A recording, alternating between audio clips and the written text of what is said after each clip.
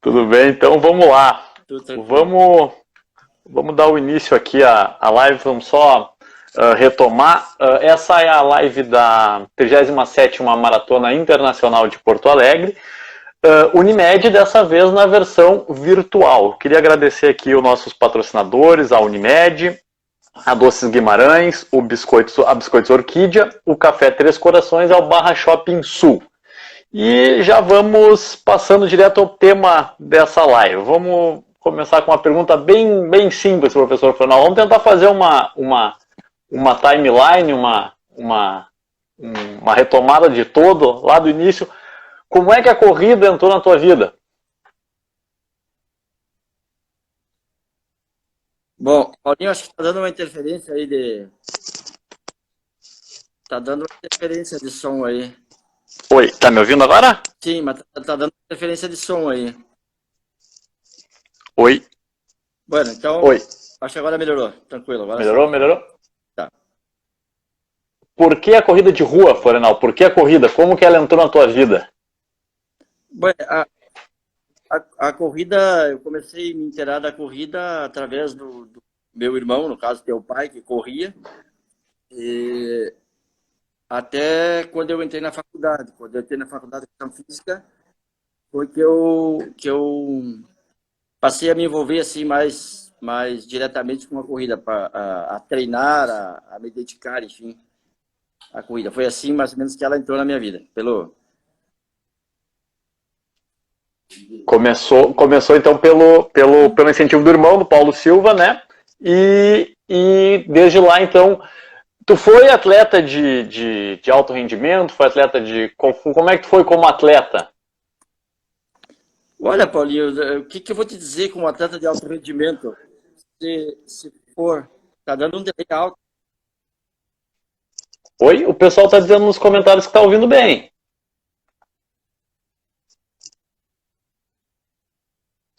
Oi? O pessoal tá ouvindo bem. Nos comentários tá todo mundo dizendo que tá ouvindo bem. Eu não sei, tá dando uma interferência para mim aqui, tipo, tá vindo o áudio atrasado. Mas não tem problema. Eu tô tentando responder e tô te ouvindo você perguntando.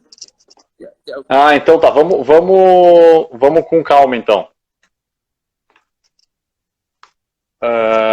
Vamos lá. Como foi a pergunta é como foi a carreira de atleta? Como é que foi a tua carreira de atleta? Bem, você me perguntou se eu fui atleta de rendimento. O que eu posso dizer para ti? Na época que eu competia, eu competi numa época de atletas com resultados muito expressivos aí dentro do estado. Então era uma época muito difícil para você ser atleta de ponta. Mas eu posso falar para ti das marcas que eu fiz, se considerarem como atleta, se serve como rendimento, eu fico como atleta de rendimento, ou então fico como um mero participante. Eu consegui correr a prova dos 5.000 metros em pista, 2 vezes abaixo de 15 minutos. Uma vez eu corri 14,54 e uma vez corri 14,52, no ano 90. E consegui correr a prova de 10.000 metros abaixo de 31 minutos. 30,41 é a minha melhor marca. E corri muitas meia maratona na casa, entre 1h07 e 1h09, corri várias meias maratonas nesse nível. Então, se botar dentro do padrão de atletas que tinha na minha época, eu era coadjuvante. Não, maravilha, mas são resultados expressivos, de qualquer forma são resultados expressivos. A próxima pergunta que eu gostaria de fazer... Oi? Tá me ouvindo? Sim, agora sim, eu estava tentando adaptar um fone aqui para ver se melhora o delay que eu tenho aqui. Beleza. E quando surgiu a ideia de virar treinador? Como é que foi essa passagem do atleta pro treinador? Como é que foi essa mudança de vida? Olha, a ideia de ser treinador, quando eu entrei na faculdade, fazer meu curso, minha graduação, eu já tinha a ideia de trabalhar, de ser treinador de alguma modalidade esportiva. E como a corrida também surgiu junto, na mesma época ali para mim, eu tentei ir para esse lado do atletismo, que é uma coisa que aprendi a gostar e tinha um domínio melhor, tanto que já no primeiro semestre da Faculdade de Educação Física eu já trabalhava em arbitragem de atletismo e tal. Então foi por esse caminho. Mas que eu iniciei a dar treino foi em 90. Quando eu saí de Porto Alegre, retornei para Passo Fundo, foi quando eu iniciei a minha carreira de treinador. Efetivamente, eu tinha uma atleta nessa época e dava alguns palpites, digamos assim, nos treinos dos amigos. Então, foi mais ou menos nesse sentido que eu comecei a dar treino. Eu sempre falo que eu tive 3 treinadores quando eu treinava e através deles, né, eu aprendi bastante coisa e depois que eu terminei a faculdade e que voltei para Passo Fundo, eu fiz uma especialização em treinamento esportivo e a partir daí foi que eu comecei a trabalhar como treinador de corredores enfim, treinador de atletismo, posso dizer assim. Sim. Inclusive agora acabou de mandar uma mensagem pra gente aqui o Paulo Brito, que foi teu parceiro na narração da última maratona de Porto Alegre, que a EDC TV fez a transmissão ao vivo, né, para o YouTube e também para a televisão. E eu queria já perguntar como é que foi que tu começou a ser o locutor da Maratona Internacional de Porto Alegre? Que ano foi? Como é que se deu essa história aí? Conta para nós. Na verdade, eu fui comentarista, né, da maratona. Isso, comentarista, desculpa. Isso, comentarista. Surgiu assim meio por acaso, Paulinho. Na época, quem fazia os comentários da Maratona de Porto Alegre era o Hélio Caraveta. E ele foi em 94, quando ele estava na Espanha, deu ali um contratempo e chegou na hora de fazer os comentários da maratona, não tinha comentarista. E eu estava trabalhando na maratona, e daí tu sabe como é que é teu pai, né? Ele larga a coisa foi dando na mão da gente, né? E ele me largou essa incumbência de comentar a maratona. E subi para cima do carro aquele da Rádio Gaúcha, né? Parceria ali com... Eu não lembro o nome do narrador, mas o repórter era o Zé Alberto Andrade. E eu subi ali, enfim, comecei a acompanhar a maratona, não sabia nem o que dizer, eu fui fazendo uns cálculos conforme os caras foram passando ali os quilômetros e tal. E isso foi em 94. E era um grupo muito forte correndo na frente. Ali tinha nada mais, nada menos que o Geraldo de Assis, o Luiz Carlos Silva, né, que é o recordista até Sim. hoje, o Diamantino, o Volmir Herbst, o Pazin, o Nivaldo, então, o Enio Vargas. Então tinha um grupo muito grande assim, na frente da... No quilômetro 10, eu fiz a minha primeira interferência. E o cara já mandou eu fazer uma previsão com aquele ritmo que estavam correndo, como é que podia ser a maratona lá na frente, o final e tal, e eu tive que meio que adivinhar ali. Aí dei uma raciocinada para o nível dos caras, mas eu considerei, enquanto os caras estavam correndo ali, eu estava considerando uma série de coisas o clima, que eu percebia que estava um clima bom, não tinha vento, então tinha uma série de coisas que eu fiquei ali avaliando enquanto os caras estavam correndo. E como ele me fez aquela pergunta, eu não podia recuar, eu disse para ele, dentro dos cálculos que eu fiz, vai correr entre 1h12 e 1h14. Duas horas. E daí o cara correu 1h12:59 e teve mais 2 que ficaram correndo na casa, aliás, 2 horas, 12:59. E ficaram 2 caras correndo, e mais 2 correram 2h13, quer dizer, 3 pessoas ficaram dentro daquele tempo que eu fiz e mais alguns ali muito próximo. Então, ali foi um lance um pouco de sorte, um pouco de experiência, um pouco de coragem de dizer. E a partir dali o pessoal simpatizou comigo, o pessoal da Rádio Gaúcha, para aquelas colocações que fiz ali, e mais para frente fui participando, enfim. E aí sempre quando saí a Maratona de Porto Alegre, eu acabei me titularizando como comentarista. E agora, nessa última maratona que teve, que foi transmitida a primeira vez, que foi transmitida ao vivo, né, por um canal de televisão, também foi a mesma coisa. Cheguei lá, estava por lá e o Paulo Brito ia fazer a transmissão e aí fui convidado por já ter uma experiência daí, fui convidado para fazer. Até foi uma coisa bem improvisada, assim, mas acredito que o retorno foi bom, porque várias pessoas... recebi vários assim, comentários positivos da transmissão que fizemos. E o Paulo Brito está se manifestando aí porque eu mandei o convite para ele. Ah, tá bom, tá bom. Então já fez uma amizade com o Paulo Brito na transmissão da maratona. Isso. Florenal, como é que eu sei que tu foi o treinador da Rosa, tu foi o treinador lá no início da carreira da Rosa, que é tetracampeã da Maratona de Porto Alegre, e também é treinador dela em um dos títulos da Maratona de Porto Alegre. Como é que foi? Como é que tu e a Rosa se encontraram? Como é que foi essa história entre vocês de treinador e atleta? A Rosa, assim, como eu sempre trabalhei com arbitragem de atletismo, eu estava fazendo arbitragem de atletismo para o SESI, um campeonato municipal, não, regional do SESI, aqui em Passo Fundo. E a Rosa trabalhava numa empresa e foi participar da competição, mas ela não tinha... Até ela foi participar da competição por convite lá dos colegas dela, mas ela não tinha noção nem do que estava fazendo lá. E na época tinha uma atleta minha que estava correndo e que ganhou uma das provas. E a classificação era assim, sempre o primeiro de cada prova era que passava para outra fase. E aí, essa atleta que treinava comigo ganhou uma prova e ia correr outra, obviamente ia ganhar as duas provas. Ia acabar indo nas duas provas. Daí eu que sugeri, elas eram amigas, trabalhavam juntas e tal, e eu sugeri para que fizessem provas diferentes, né? E que aí podia as duas viajarem juntas. E aí foi aí que a Rosa... E ela se interessou pela corrida, mas nós não se aproximamos ali. Ela ia do serviço dela para casa correndo e voltava, usava o tempo dela nesse esquema aí. E aí um dia um senhor aqui de Passo Fundo convidou ela para correr uma rústica, uma prova de rua. E ela entrou na prova e ganhou. E a partir dali eu comecei a dar treino para ela. Aí a gente trabalhou acho que um ano, por aí, um pouco mais. E depois ela trocou de treinador. Aquela história, né, Paulinho? A gente dá treino, mas não tem uma estrutura para oferecer aquilo que o atleta precisa.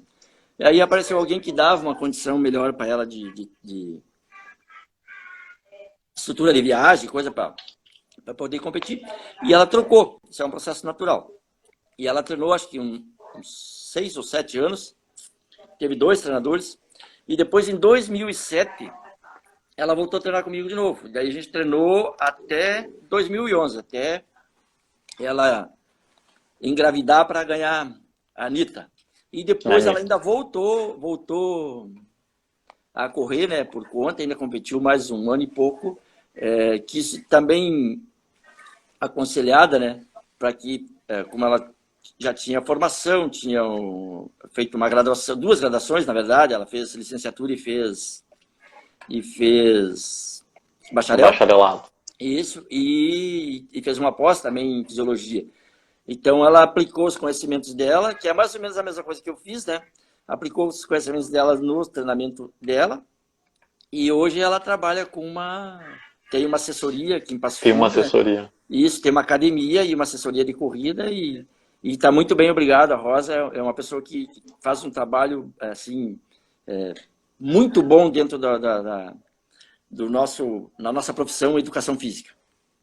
Sim. Assim, tu treinou a Rosa foi campeã da Maratona de Porto Alegre, tetracampeã da Maratona de Porto Alegre, sobre a tua orientação.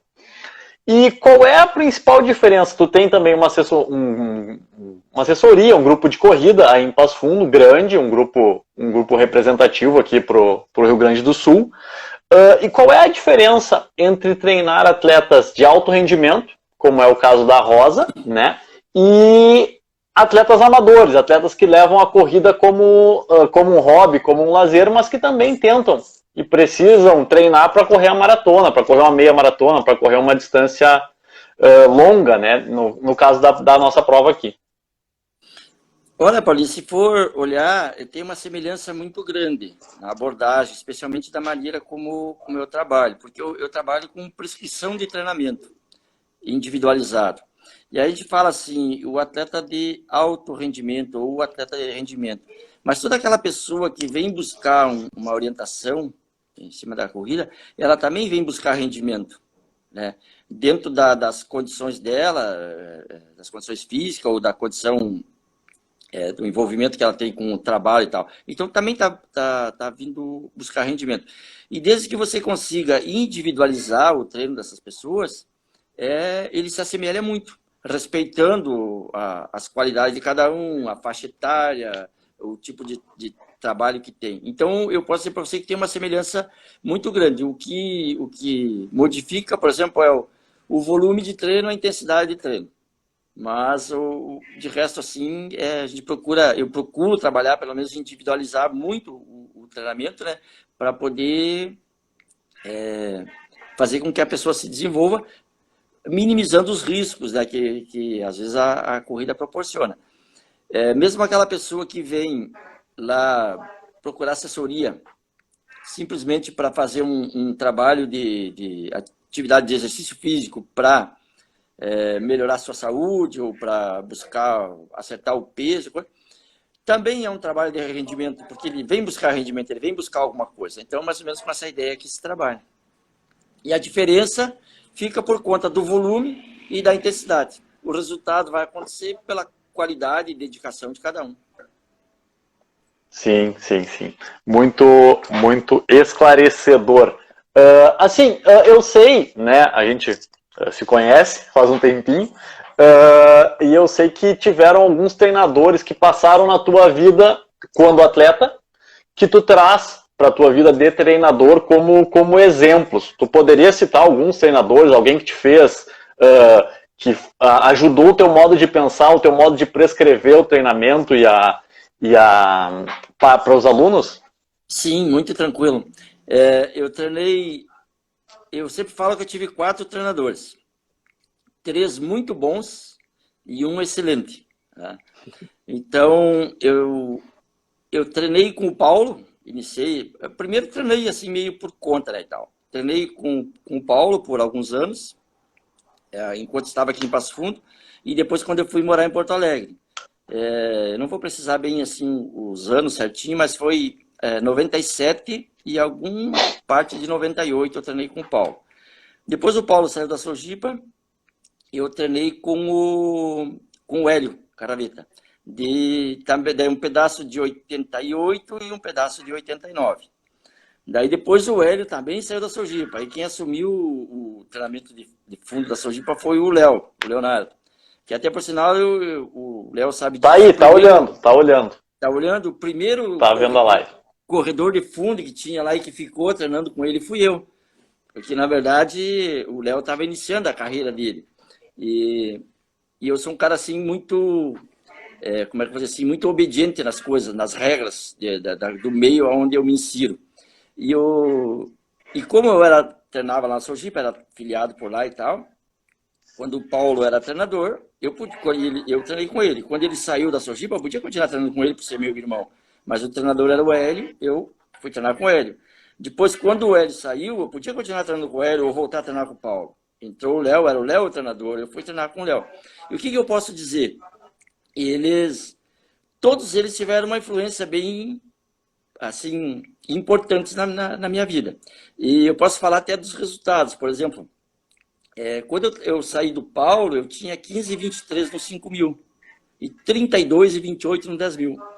Eu passei a treinar com o Hélio, eu fiquei com 15,1, 15,7, eu corri várias vezes ali perto dos 15, no 5.000, e fiquei com 31,14 no 10.000. E daí eu passei a treinar com o Léo. Aí eu evoluí mais um pouquinho e que aconteceram aquelas marcas ali que eu te falei.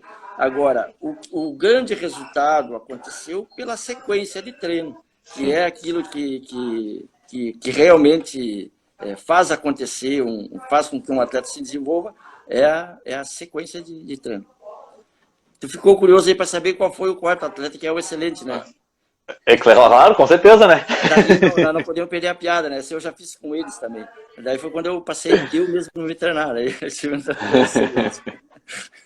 mas assim, ó, foi uma influência assim, e um carinho muito grande pelos 3. Aprendi muito com eles e sempre que eu converso tanto com um como com o outro, eu sempre aprendo alguma coisa, assim como treinador e como pessoa. São pessoas que eu carrego sempre junto comigo. E o meu irmão Inclusive, nem se fala. inclusive tá aqui na live, tá nos olhando aqui o Renião, tá o Arataca, tem bastante gente aqui nos olhando. Agora passou aqui o nome de um monte de gente, um monte de ex-companheiros, ex-companheiros de atletismo aí. Eles não, né? Ainda são, né? Isso, o atletismo, quem fez atletismo, ele nunca é ex, nem que seja nos pensamentos, ele está sempre vivendo atletismo. E eu convivo nos grupos aí dos veteranos aí, embora eu não consiga me manifestar muito, porque eu ainda sou um cara bastante ocupado. Então eu não consigo me manifestar muito, mas sempre que eu posso, eu acompanho eles, e é até divertido, às vezes até brigar, eles brigam entre eles ali, mas eu acho que é aquela briga de irmão, sabe? Faz parte. Toda família tem briga. E uma coisa, tu falou no Hélio, tu falou no Léo, tu falou no Paulo, tu falou no melhor de todos eles, e teve um período que eu acredito na verdade, tu passou pela natação também. Antes de virar treinador de corrida, foi treinador de natação. Como é que foi essa vivência da natação e o que a natação te contribuiu para ser treinador de corrida? Opa, muito bom, Paulinho. Esses detalhes, às vezes, os caras que convivem com a gente sabem melhor que a gente, né? Eu não ia pensar nisso, né, para falar. Paulinho, a natação, essa caiu para mim, assim, por um acaso muito grande. Na verdade, quando eu fiz faculdade de Educação Física aqui em Passo Fundo, nós não tínhamos piscina aquecida. A gente fazia no tempo, e aqui é um lugar muito frio. Então, era muito difícil. Inclusive, a única cadeira que eu reprovei durante a minha graduação foi natação. Reprovei no nado 1 e eu atrasei até minha formatura para me formar em 83, acabei formando em 84, porque tinha que esperar sair o verão para você fazer as aulas. Então é um negócio meio complicado. E aí quando eu fui para Porto Alegre em 87, eu fui mesmo com o objetivo de trabalhar na minha profissão. A corrida estava junto ali no contexto, mas o objetivo maior era trabalhar na minha profissão, que eu estava formado já desde 84 e não havia trabalhado ainda na minha profissão.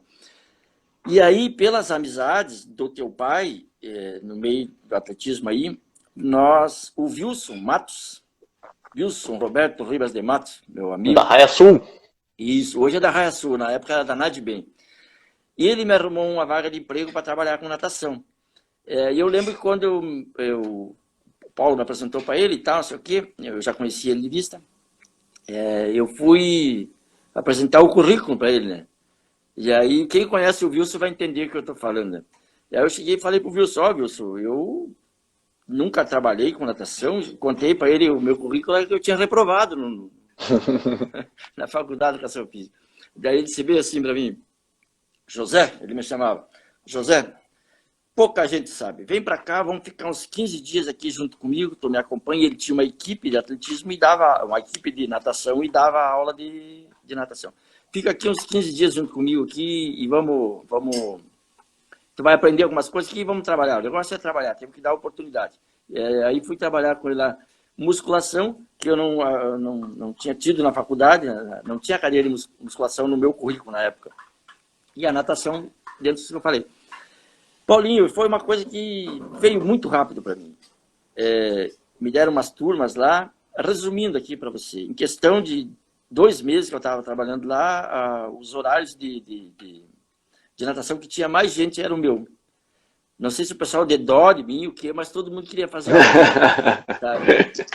Daí eu fiquei ali 8 meses, ou 9 meses, um negócio assim, e depois eu fui arrumado pelo Wilson mesmo, aí no Lindóia Tênis Clube, estavam precisando de um professor para dar aula à noite, né? E eu fui trabalhar lá no Lindóia Tênis Clube, onde trabalhei 3 anos. E lá também tinha equipe de natação. Eu não era efetivo treinador, mas eu participava de todo o ambiente ali, ajudava, enfim. E tinha alguns, por exemplo, que nadavam comigo na escolinha, que daqui a pouco eu já estava dando treino também. E ali aconteceram, eu posso dizer que eu aprendi bastante, porque convivi ali com o Wilson, com o seu Alceu, com o Mauri Fonseca, com o Marcelo, tudo pessoas que trabalhavam com treinamento de natação e que eram pessoas que estudavam, que estavam... Então, essa vivência me deu um conhecimento bem bom Inclusive, a primeira vez que eu vi medida de lactato direta em atleta foi num curso que eu fiz aí dentro do Lindóia, junto com esse pessoal. E veio um treinador da Espanha, se não me engano, e veio aí dar uns cursos aí. Eu tive o privilégio de entender algumas coisas. E eu posso de garantir para você que disso eu levo muito para dentro quando eu vou dar treino, avaliar e dar treino de corrida, né? Treino de atletismo. Foi uma experiência muito boa. Um dos atletas que eu tive de treino de natação, o último que eu tive, foi você, né? Que teve uma época ali que deu É verdade. É verdade, eu fiz uma travessia, inclusive, com o treinamento do professor Florenal, sem nunca ter nadado na vida. Muito, muito bom também na natação, não é só na corrida. Florenal, assim, ó. Nós temos aí falando da corrida, da natação, de toda essa experiência, essa vivência. Tem dois extremos que eu queria pegar assim na questão do treinamento mesmo. A primeira, vou voltar um pouquinho no tempo, porque eu lembro que tu ficou parado muitos anos por causa de uma lesão séria que tu teve no joelho. Foi no joelho, né? Isso. Tendinite no joelho.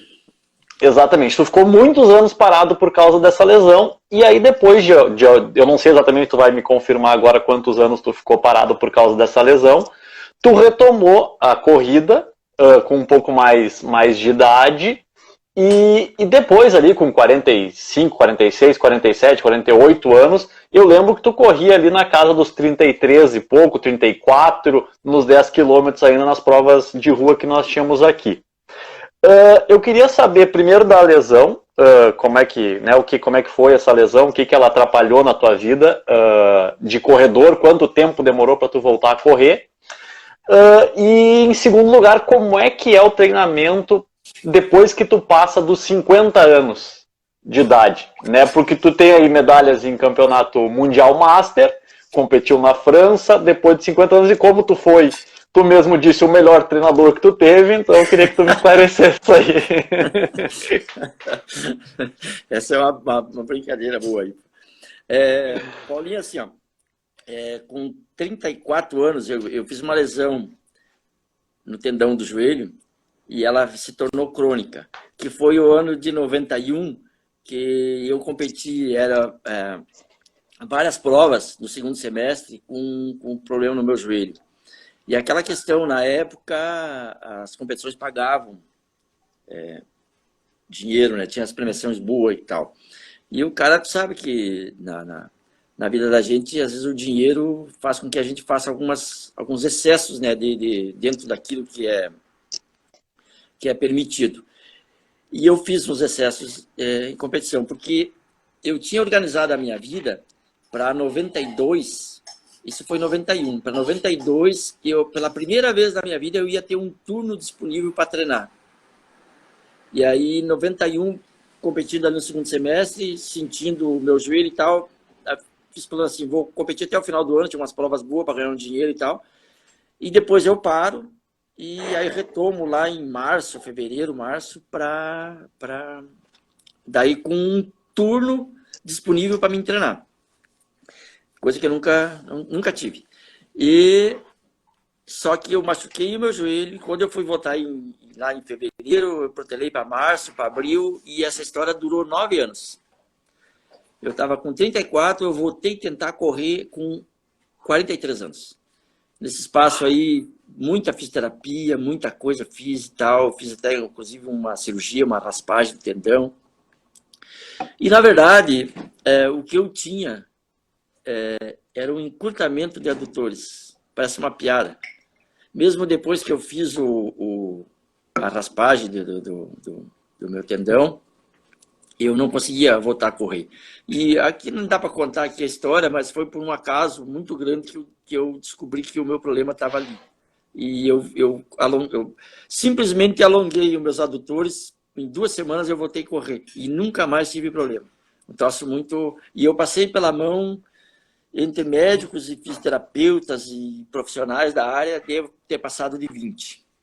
sabe? Tratei aqui em Passo Fundo, tratei em Porto Alegre, tratei em Londrina, estava fazendo uma pós lá em Londrina, aproveitei para fazer isso. Mas voltando ali à tua pergunta, quando voltei a correr aos 43, tinha muita lesão de panturrilha. Mas aí entra aquele detalhe, como é correr depois de 50 anos ou de 40 anos? É muito complicado, Paulinho.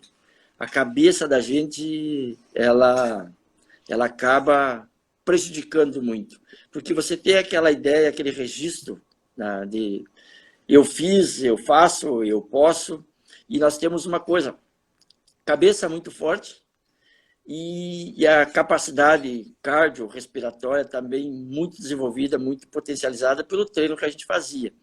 E aí tu entra e tu vai fazendo o que tu quer fazer e o teu organismo consegue fornecer energia, mas a estrutura não aguenta, e aí começa a dar problema. Então eu passei assim, mais ou menos uns 3, 4 anos tentando voltar a correr. E eu acabei voltando a correr mesmo assim, acertando meus treinos e tal, com 46 anos.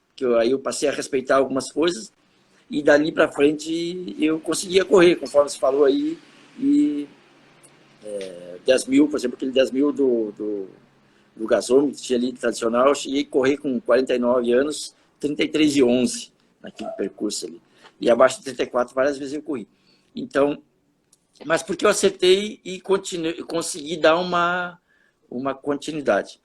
Até 50 anos, até foi, eu posso dizer assim, que era fácil de correr. Treinava e corria e respondia. Dali para frente começou a pesar um pouco mais. E tu começa a perder força, não sei se é força, se é energia, enfim, a cabeça quer, mas o corpo não vai. Aí você começa a perder performance mesmo. E a cada 5 anos que passa, você tem que fazer uma reciclagem no teu treino. Tu tem que mudar o cara insiste até os 5, mas 3 anos que você já tem que fazer uma reciclagem e voltar para trás, se você quiser se manter. Essa é a dica. E a grande dificuldade é assim, ó, você correu mais ou menos bem lá quando novo, e aí tu passou dos 50 ali, começa a regredir muito, e tu treina, e tu vê que não vai te dar uma frustração muito grande. É muito diferente daquela pessoa que começou a correr, nunca correu, enfim, e começou a correr com 40, 45 anos. E então, ela tem um nível baixo de condicionamento físico, mas ela consegue e adquire e consegue se desenvolvendo. Então, embora o rendimento dele não seja igual a de um que fez rendimento quando novo, mas aquela evolução pessoal dele, a satisfação é muito maior do que aquela de alguém que já fez e tal, e a cada ano que está passando, ele está perdendo. Não sei se eu estou conseguindo ser claro nessa, Sim. nessa colocação. E aí, depois dos 60, aí a coisa desmorona mesmo, Paulo. Ela cai lá embaixo. Tu falaste ali dos mundiais, eu participei de 2 mundiais Master, um que foi ali em Porto Alegre, depois, 2 anos depois eu fui num Lyon, na França. E aqui em Porto Alegre eu corri na pista ali 37,1, eu estava com 55 anos. E depois, quando eu fui lá em Lyon, eu estava com 57 e eu corri 36,40. Eu consegui melhorar a minha marca. Só que aí diferença de nível, né, de competição. Aqui com 37,1 eu fui vice. E lá com 36,40 eu fui 8º. Então, é um nível de competitividade bem maior. Mas é uma experiência muito, muito boa, muito gratificante. E agora, depois de 60 anos, o cara só tem que, assim, ó, dar umas trotadinhas para não engordar muito, porque não tem o que fazer. Ficar por aí se sentindo bem e né, não pode querer buscar resultado, porque é muito difícil. Sim. E assim, agora voltando para o outro extremo, né? O primeiro extremo é o das pessoas mais idosas, das pessoas mais velhas, depois dos 40, 50, 60 anos, como a gente está colocando. E eu sei que tu tem um trabalho também de descoberta de talentos, né, junto da APA, da Associação Passo Fundo de Atletismo, já saíram de lá. Dá para se dizer que saiu a Rosa, Jussara Barbosa, tetracampeã da Maratona Internacional de Porto Alegre, o Michael Mancuso, que é diversas vezes campeão estadual aqui, o Guilherme Kurtz, que é medalhista de bronze no último Troféu Brasil de Atletismo, o César Cabral, o Jardelino, tiveram vários atletas da Jocasta, tiveram vários atletas que saíram aí de Passo Fundo agora nos últimos anos, né, nos últimos aí 10, 15 anos, saíram de Passo Fundo para medalhar em Troféu Brasil, para competir em alto nível. Como é que é esse trabalho que tu faz hoje no Colégio Tiradentes, né? Sempre incentivando essa garotada a optar pelo atletismo, a tentar levar o pessoal para o lado do atletismo. Como é que é esse trabalho, essa luta diária com os alunos tendo que disputar com outras modalidades esportivas? Olha, Paulinho, sabe que eu trabalho em escola eu tenho 32 anos de sala de aula. Eu tenho uma parte em escola privada e 28 em escola pública. Eu sempre me envolvi com atletismo, com esporte escolar, sempre me envolvi. Eu trabalhei por 24 anos aqui numa escola, pouco trabalhei com atletismo, mas trabalhei muito com voleibol, com futsal, com futebol e alguma coisa de atletismo. Era menos, mas era uma escola que visava mais os esportes coletivos. Depois que eu entrei no colégio Tiradentes, ali tem um diferencial pelo número de horas que a gente tem de educação física. Por exemplo, a gente tem 4 períodos semanal de educação física normal, aula normal. Então, você consegue inserir um esporte dentro das próprias aulas. E a minha revelação de gurizada ali dentro do curso passa muito pelas minhas aulas. Mas dentro desse contexto de eu gostar do atletismo, de eu correr e tal, sempre alguns professores de outras escolas, quando viam algum aluno que tinha um talento, um interesse, enfim, mandavam para mim. Por exemplo, tu citou alguns aí, o Maico veio encaminhado para mim de outra escola, o Cabral foi mais ou menos parecido também, que eu descobri ele numa arbitragem de atletismo que eu estava fazendo, ele tinha 14 anos. O Jardelino também foi enviado para mim.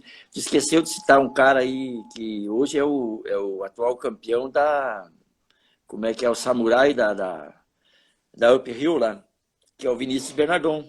Exatamente, o Vini também, o Vini, tá certo. O Vinícius foi meu atleta, meu aluno e tal, dos 14 anos até os 26 anos. A gente tem uma história bacana junto também. Então, dentro desse contexto, vinha muita gente para mim. A Jocasta também foi o professor Manuel que encaminhou ela para mim. Então, dentro desse contexto. E alguns, a Rosa, como eu falei, foi lá na arbitragem. Eu sempre fiz arbitragem de atletismo. E tem outros atletas que treinaram comigo. Por exemplo, tem o Paulo Costa, é um cara que correu muito pouco tempo, assim, mas é um cara que correu uns 54 no 800 na época. E teve um cara também que eu descobri ele no arbitragem do SESI também, correu uns 56 no 800, o Ademir Barrichello. E ali, voltando ao Tiradentes, ali, como eles oferecem essa condição, eu trabalho muito o atletismo dentro da escola. E o Guilherme é assim, o que mais se destacou entre os que deram sequência no atletismo. Tem vários que estão correndo hoje que saíram por ali. E a maioria são atletas que são alunos que vêm ali e que não sabem que existe o atletismo, porque ele é pouco difundido, né, dentro das escolas. Especialmente o aluno que vem da escola privada, porque ali no Colégio Tiradentes, por ser uma escola de excelência, tem muito aluno que migra, faz o ensino fundamental na escola privada e depois ele busca a escola pública, né? E como oferece uma qualidade boa, eles fazem o concurso do Tiradentes e entra muita gente ali. E, para minha surpresa, os alunos da escola pública conhecem atletismo. Os alunos da escola privada não conhecem atletismo. Alguns são exceções. Então, não é trabalhado. E todo aluno que passa por mim, especialmente ali, eu faço uma avaliação dele quando entra na escola. Eu faço um testezinho de velocidade muito simples. E a partir dali, aquele cara que tem um pouquinho mais de... A gente vê que tem uma qualidade melhor, a gente convida para treinar. E aqueles que têm uma qualidade bem melhor, a gente obriga, né? Daí e faz com que o cara venha treinar. É mais ou menos assim que funciona. Bacana. Agora, saindo um pouquinho do atleta, voltando um pouquinho para o atleta amador, para o atleta da equipe, do treinamento do professor Florenal, nós estamos passando por um momento que na nossa geração nunca passou, né? Nós estamos passando por uma pandemia que a gente não sabe ao certo quando vai acabar. A maratona esse ano vai ocorrer de forma virtual justamente por causa dessa pandemia. A gente está com as inscrições abertas, inclusive, se alguém ainda não fez a sua inscrição, corre lá no site da sportif.com.br e faça a sua inscrição na maratona virtual. Que é a nova forma da gente se manter correndo e se manter praticando atividade física nesse momento bem complicado, tomando, claro, todas as precauções necessárias. Como a gente faz para manter os alunos, os atletas, motivados, tendo em vista que as competições presenciais, a gente não sabe quando vai voltar, mas temos as competições virtuais, como é o caso do nosso evento aqui. Como faz para manter esse pessoal motivado para se manter treinando durante essa pausa, essa parada, essa coisa louca que nós tivemos nesse ano? Olha, Paulinho, tem várias abordagens aí. Eu posso falar aquilo que aconteceu comigo, com o grupo meu que eu dou treino. Meus alunos, são todos alunos assim que a maioria deles, a grande parte dos meus alunos são todos alunos que já treinam comigo há 4, 5, 6, 8 anos. Então, é aquele aluno que ele é dependente da planilha, mas ele é autônomo na execução. E como eu faço a prescrição, e eu sempre primo por isso, né, que a corrida é um esporte individual, embora você consiga integrar, mas não tem aquela necessidade de sair um grupo junto, porque eu vejo que dá uma demanda, às vezes, muito grande, acaba comprometendo alguns outros compromissos. Quando surgiu a pandemia, Paulinho, eu estava com 80 planilhas ativas do meu grupo. Até eu estava ali há um bom tempo com 50 e poucas planilhas, 60 e poucas planilhas, e tinha dado uma estabilizada. E daí deu surgiu pessoas buscando mais, deu uma crescida na minha... Eu cheguei a 80 planilhas. Veio a pandemia. No primeiro momento, sim, foi muito assustador, porque tinha muita informação, muita coisa, muito disco e tal. E todo mundo ficou resguardado, e ninguém sabia para que lado ia. A partir do momento que eu fui entendendo mais ou menos, tirando uma ideia de como poderia ser, como deveria se proteger e tal, alguns alunos me procuraram e outros eu procurei. E como eu também pratico, como eu também corro, eu individualizei. Cada aluno eu questionei, como é que vão fazer, o que tu pensa e tal. Tinha aquele cara que dizia assim, eu não quero saber de corrida, por enquanto, né? Tinha outro, não sei e tal. E muitos me devolveram a pergunta para mim, o que você está fazendo? Olha, eu estou tomando os cuidados que tem que ser tomado, e como a gente mora no interior, de cidade pequena, você tem a possibilidade de ir para as estradas de chão e tal, e treinar individualizado. E até aí não tinha nada de proibido, né? Desde que você estivesse... Sim. O proibir era a aglomeração. E foi nesse contexto o pessoal começou a voltar e na verdade, aquele número de planilhas que eu tinha lá de 60 e poucas pessoas que vinham já há anos ali, ela normalizou, praticamente não... foi parado ali uma semana, alguns. E o resto seguiu. Tenho dentro alguns que nunca mais correram, tem outros que estão retomando, assim, aos pouquinhos, mas conforme você falou, é uma coisa que a gente não sabe, ainda não se sabe ao certo como que isso funciona. Né? Para onde que a gente... Isso, e tenho casos dentro do meu grupo de várias pessoas que pegaram, sabe? E das mais variadas maneiras, acontecimentos assim, que você vai relatar, assim, não existe assim uma repetição de casos, todos são diferentes, reações Sim, diferentes, sim, maneiras diferentes que pegou, onde, por exemplo, um pegou da família, os outros não, alguns. Então, tem muita distorção dentro disso. sim, O que penso que a gente recomenda e que faz é ter os cuidados, aqueles de higiene básicos, né? Não usar a máscara, óbvio, e não evitar as aglomerações, que sim, até esses dias atrás era evitado, agora está tudo meio. Na corrida não se aglomera, mas nos outros ambientes aí está tudo sim, meio. Verdade. exatamente, exatamente. Então é mais ou menos por aí, Paulinho. Sim.